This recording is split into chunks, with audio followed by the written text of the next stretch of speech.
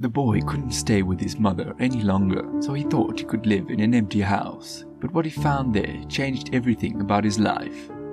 James was only 10 years old when he was thrown into a very hard position.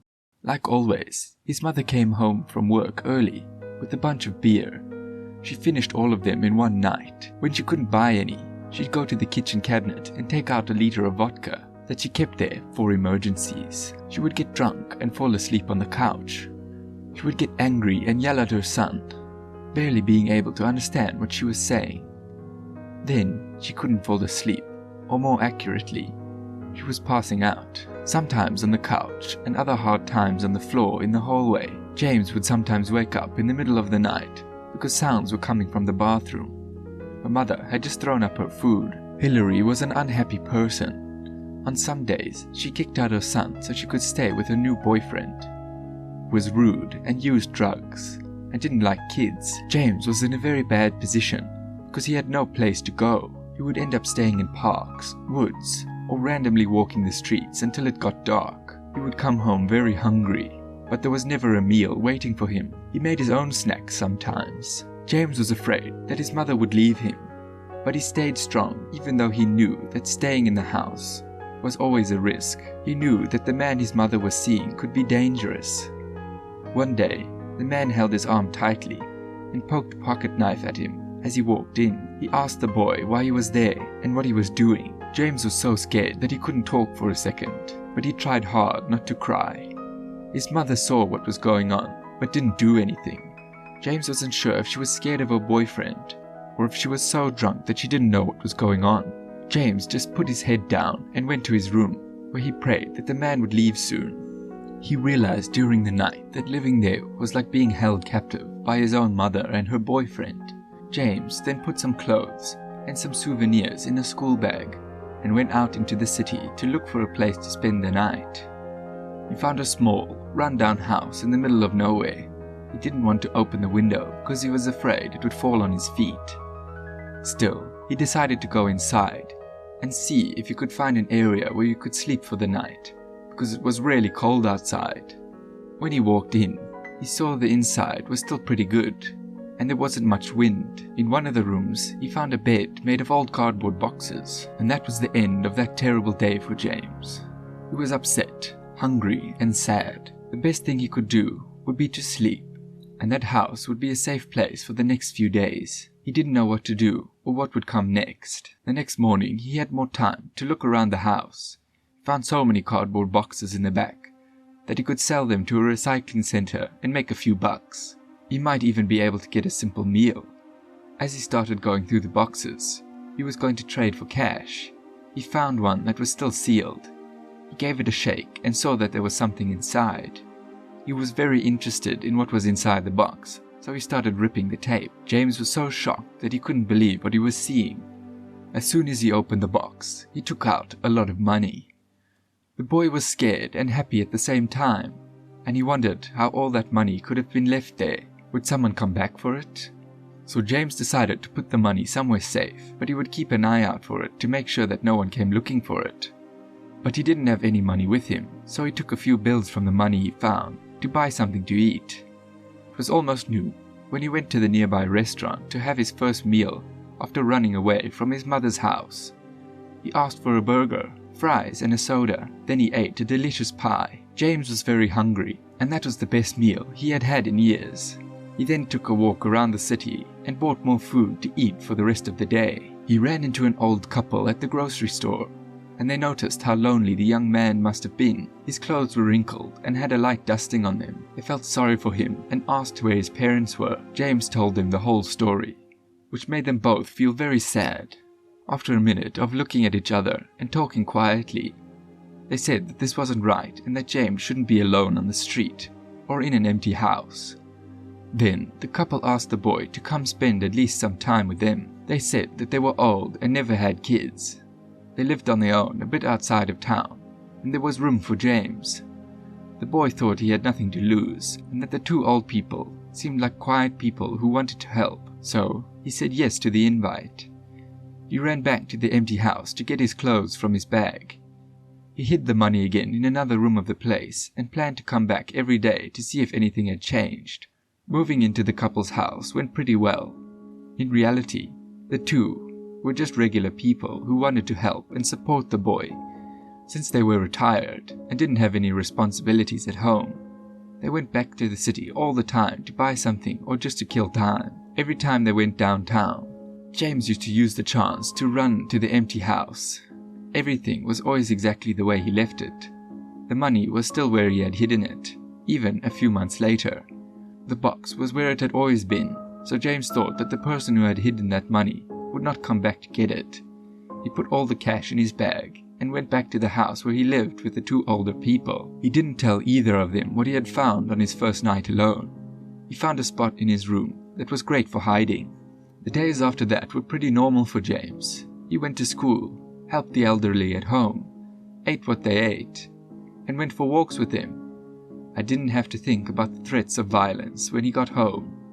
When he woke up at night, there were no sounds of people getting sick in the bathroom. He even forgot the smell of alcohol that his mother's vodka bottles left around the house. His life was simple, but he knew that the people cared about him. The two old people liked the boy a lot. He was smart, kind, and didn't cause trouble. He did his chores, ate well, and didn't seem to mind living with two older people. The couple hoped that the real mother or someone from the city would come at their door at some point, but this never happened. From what they knew, James had not tried to find her, but James always prayed before bed and asked God to save his mother from the beer and vodka bottles and the bad people who were after her. Even though his life was more normal now, he still wanted his mother to be free from all those troubles. Even though he always looked happy, a good boy at home and at school, he was suffering and felt responsible for leaving his mother.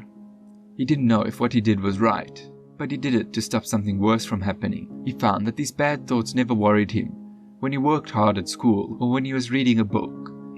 That's why James started to learn and read books more often. He went from being a normal, unremarkable student to one of the best in class, the kind that teachers noted in most subjects. James reached the age of 18 and finished high school. He never heard from his real mother, and he didn't think about it. He was finally taken in by the older couple, with whom he formed strong bonds of trust and friendship. They really were his family.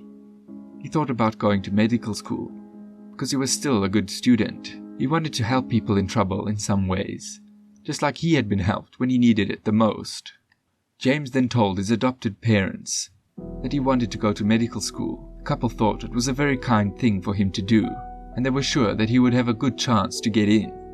But the problem was that medical school was very expensive, and they could not afford it.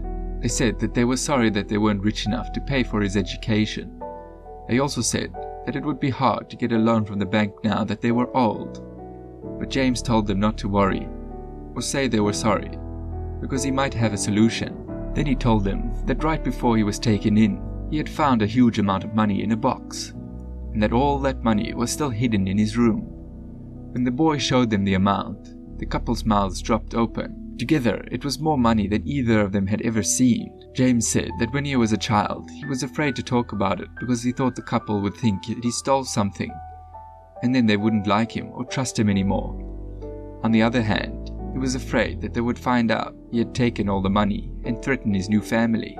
So he chose to keep the money for himself, but it had been 8 years and no one had asked for it, and James knew he had a good reason to finally use the money. The couple helped the young man figure out how much money he had, and they found that it was more than enough to pay for the medical school. The young man took out the money for college right away and gave the rest to his adopted parents. "This is for those who gave me a place to live, food to eat and love. I have everything I need," he said. The older people were shocked by this. They didn't want the boy to pay them back for the good thing they had done years ago, but they were happy that he had saved the money and was waiting for the right time to use it for himself and his future. James then went to school to become a doctor, and he paid for everything on his own. His adoptive parents kept living as normal. They didn't have to borrow money from the bank to help their son, and they didn't have to spend a lot of money each month to keep him in school. The boy's dreams was to become a doctor, and he was doing everything he could to get there. After a few years, the boy who had run away from his home and his own mother was now an adult man with the title Dr. James. He started working at night and learned what it was like to work in an emergency room, what the families were like, and how important his job was to those who came to him hurt and in need of help. There were sometimes calls for help in the middle of the night. He proved his worth as a worker, and a person in a big hospital in the city quickly hired him. Even so, he always worked at least one night shift a week. James hadn't told any of the doctors about this, but he had told the front desk staff that he would be happy to help any young or old homeless person who came into the emergency room needing care. One early morning, a woman in her 50s came in with signs of being drunk. When James walked into the room and talked about the case, he put his hands over his mouth as soon as he saw the patient. She didn't look like she was 50, she looked like she was at least 60. She was his mother. Now she was standing there, all dirty, and needed help right away, so she wouldn't overdose. James got a little dizzy. Condition was very bad and she needed a blood transfusion as soon as possible. Now James was stuck because he had to help the person who never protected him and who had never looked for him in all these years. Or she would die right in front of him. James realized that being cruel would not help in any way. This was the woman who had given him life. Now it was time for him to also give her life back. James got himself together and started to help the woman. He gave her shots and checked her blood pressure and heart rate. He went to the hospital's management and told them that his mother was in the hospital and that he could give her the blood that she needed and pay for the whole thing. Since James was a doctor that everyone liked, everyone worked together to help him. Stabilizing her wasn't easy, but after many hours of work, he was able to get her out of critical condition. The woman, who was still unconscious, was moving to a private room, where she would get more attention to help her get better. James's shift was over hours ago, and the sun was already high in the sky. But the young doctor decided to stay there until he was sure she would be okay. When she woke up, it was almost noon, so she got something to eat. James brought a bouquet of flowers into the room and asked how she was doing. The woman said she was confused and didn't remember much, but if she was in the hospital, things must have been very bad. James told her that she had almost died and that she needed to be more careful from now on. The woman looked right into the doctor's eyes, and for a split second, James thought she knew him. But the woman started crying and said she didn't know what else to do. She drank and took drugs because she was a terrible mother and a bad person in general. Now, all she wanted was to forget everything she had done. She then said that she used to have a son, but she didn't know where he was or where the few photos she still had of him were. She said that she had taken so many pills and shots of whiskey over the past 30 years that she couldn't remember the boy's face. These words hit James right where it hurt. He would be about your age today. I wonder if you've ever seen him walk by here. Have you? James couldn't hold it any longer and gave his mother a big hug. He quietly cried into her shoulder. She too was crying, and her face was pressed against the doctor's chest. She didn't know that this was James, her son. He talked in her ear. Yes, I had seen him, and I'll tell you to stop worrying, because he has forgiven you. He forgets everything, and he really loves you. The woman didn't know if the doctor was trying to make her feel better, or if the world really did work in mysterious ways. Any way you look at it, the woman hugged the doctor even tighter, as if he were her lost son. The hospital was very expensive, and that woman didn't know why the doctor was so interested in her. She chose to take the offer because she saw it as a sign or a chance to stay alive. The woman asked if she could see the doctor again after she finished rehab. James promised the woman that they would get to see each other again if the treatment worked and she was free from her addictions. If that happens, James would make sure to get her in touch with her son and set up a meeting between him and his mother. James had never seen a person show both happiness and sadness at the same time. On the day she went to the hospital, the woman was calm and sure of herself. She took an old picture out of her bag before going in.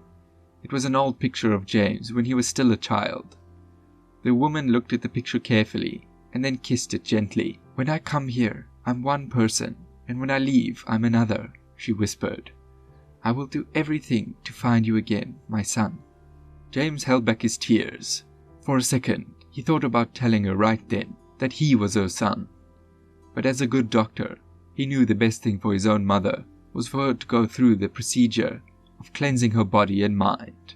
He told the woman good day, and she nodded at him before walking into the room with her head held high. At that moment, the young man was sure that he and his mother would soon be a real family. This made James feel more complete than ever.